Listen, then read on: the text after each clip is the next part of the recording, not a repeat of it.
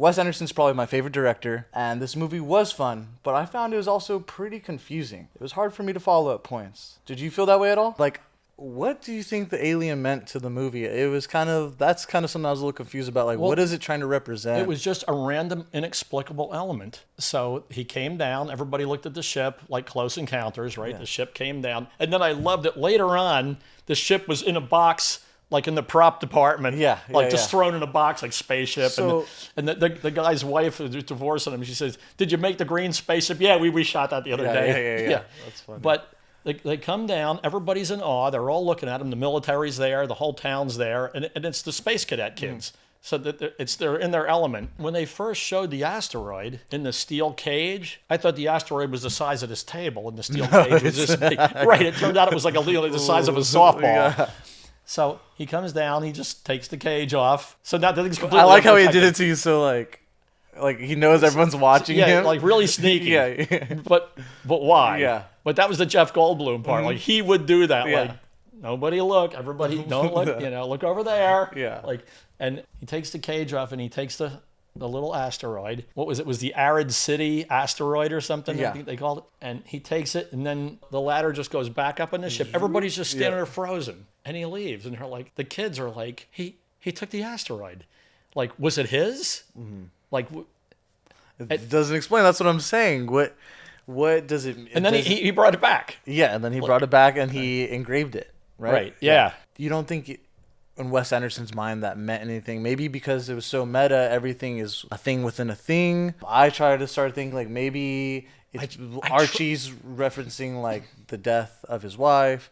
Maybe it had something to do, and you were saying unexpected events. I try not to read stuff in. I try not to make up narratives, like my own idea and then inject it in as if it's the idea. Yeah. So that's just an unexplained thing for me. And same with the reoccurring chase scene. Oh yeah. What do you think that? Yeah, like do you don't think it represented anything, or it was meant to? It was. I'll tell you what made it great. In the beginning of the movie, there's a guy in a getaway car and a cop car chasing him, and they're shooting at each other, and there's a motorcycle cop behind, and it's that's very Spielberg. 1950s, bing bing, like 1955. Yeah. Right, and you know why this thing took place in September in 1955. I took place in August of 1955, so that's why it was like, oh yeah. So I was a month old, right?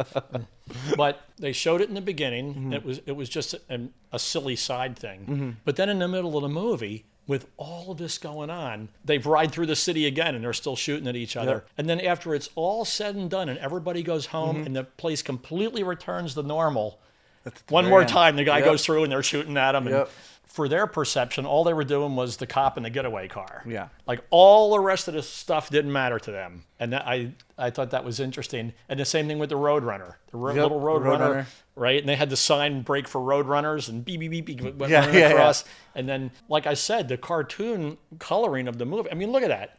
Mm-hmm. That's a scene. Those clouds and that blue sky and everything. That's a real Roadrunner. I mean, look at the landscape. Oh, totally looks like Wile E. Coyote. And then they actually had like a real bird Roadrunner. Yeah. Like run by.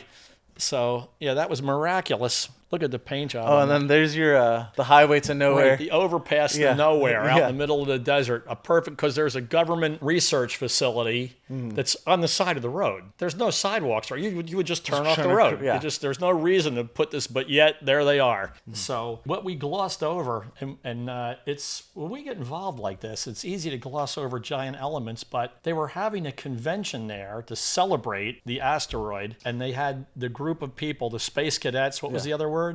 Brainiacs. Yeah, the Brainiacs. Right, the kid had Brainiac embroidered on his shirt. My mother did that. Yeah. So they had this half a dozen kids that made these incredible inventions. Yeah. Like way more advanced than anything we have now. Today, yeah. The one kid had like a disintegrator. Yeah. And like a laser. Throw something up in the air. Like, and the military guys, everything they were doing was Brainiac stuff. They were, like when the kid jumped off the roof. It's an experiment that he jumped off the roof. And then the one kid had the projector on the moon. Right. Yeah, he was able to print anything. Yeah. The ultimate marketing thing. And at the end, when he had the affair with his teacher, he put a heart with their initials on it. Like he carved that into the moon. Thanks again for watching, guys. As always, please like, comment, and subscribe. Leave us a comment. Let us know what you thought about Asteroid City. And leave us some recommendations for what we should review next. Thanks again for watching. We'll catch you at the next one.